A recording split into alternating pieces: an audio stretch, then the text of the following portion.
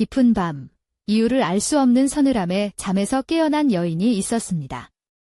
문도 창문도 굳게 닫혀 있는데 방 안의 촛불이 제 멋대로 흔들렸습니다. 아무것도 없었습니다. 하지만 무언가가 있다는 그 느낌만큼은 끝내 지울 수가 없었습니다. 한반도에는 오래전부터 처녀귀신이라 불리는 존재에 대한 이야기가 전해져 내려왔습니다. 혼기를 채우지 못한 채 시집 한 번 가보지 못하고 세상을 떠난 여인의 원혼이라고 알려져 있습니다. 그런데 이 귀신 이야기 안에는 단순한 공포 너머 당대 사람들이 차마 말로 꺼내지 못했던 무언가가 조용히 담겨 있습니다. 이야기는 조선시대로 거슬러 올라갑니다. 당시 사회에서 여성에게 결혼이란 단순히 가정을 꾸리는 일이 아니었습니다. 혼인은 한 여성이 사회 안에서 공식적인 자리를 얻는 통과의례였으며 혼인을 하지 못한 채 죽는다는 것은 이 세상에서도 저 세상에서도 제자리를 찾지 못하는 것으로 여겨졌다고 전해집니다. 조선의 예법체계 안에서 미혼으로 죽은 여성은 제사상에도 이름 석자를 올리기 어려웠다고 알려져 있습니다.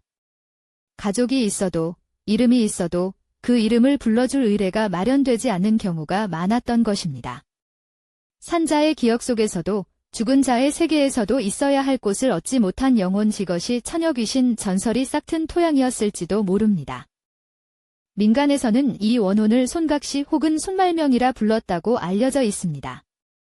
손은 외부에서 들어온 낯선 존재를, 각시는 아직 신부가 되지 못한 처녀를 뜻하는 것으로 풀이됩니다.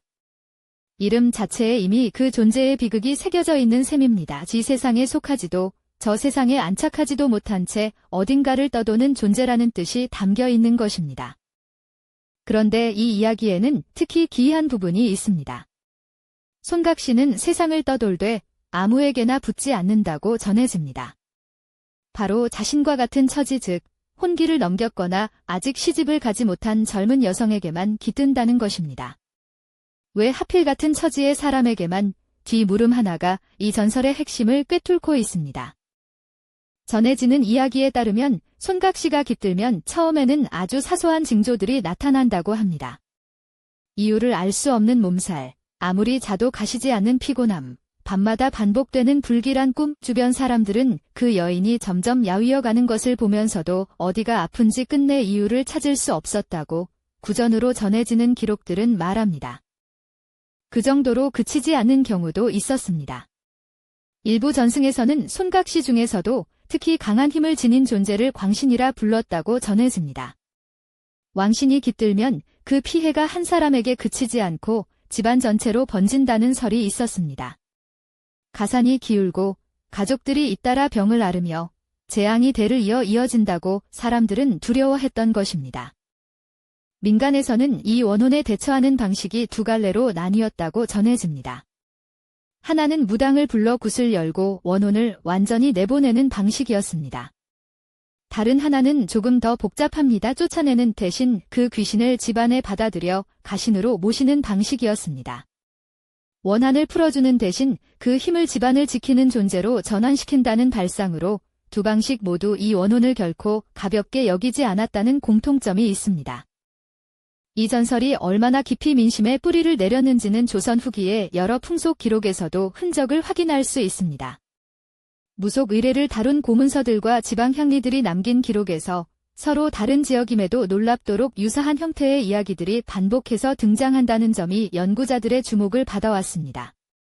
특정 가문 하나의 이야기가 아니라 조선 전역에 걸친 보편적인 믿음이었을 가능성이 높다고 추정됩니다. 특히 주목할 만한 것은 손각시를 위한 구대 형식입니다.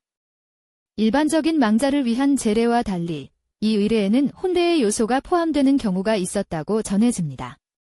생전에 갖지 못했던 결혼식을 사후에나마 치러줌으로써 한을 풀어준다는 개념으로 신랑 역할을 하는 허수아비나 상징적 존재가 등장하기도 했다고 알려져 있습니다.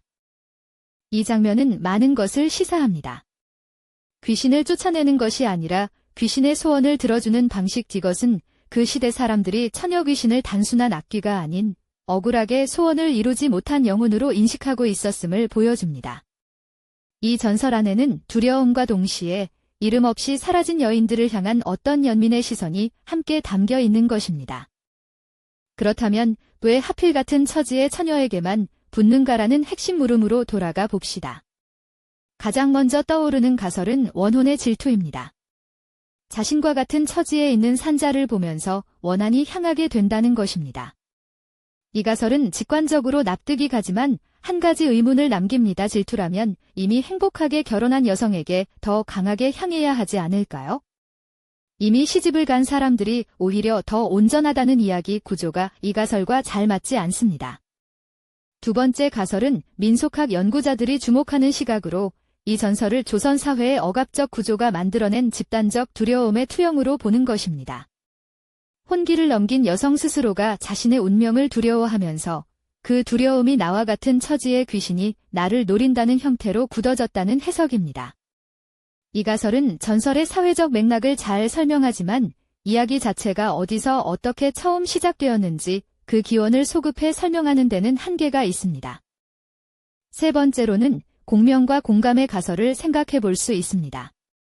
비슷한 처지에 있는 두 존재, 산자와 죽은 자 사이에 어떤 감정적 공명이 생긴다는 개념입니다. 이 관점에서 보면 손각시는 아기보다 외로움 때문에 비슷한 처지의 사람 곁에 자연스럽게 머무른다고 볼 수 있습니다. 하지만 이 해석 역시 왜 그 머물미 해를 끼치는 형태로 나타나는지를 충분히 설명하지 못한다는 반론이 따라옵니다. 어떤 가설도 이 전설을 온전히 설명하지 못합니다. 질투도, 사회적 투영도, 공명의 개념도 각각이 전설의 어느 한 면을 비추지만 전체를 다 담아내지는 못합니다.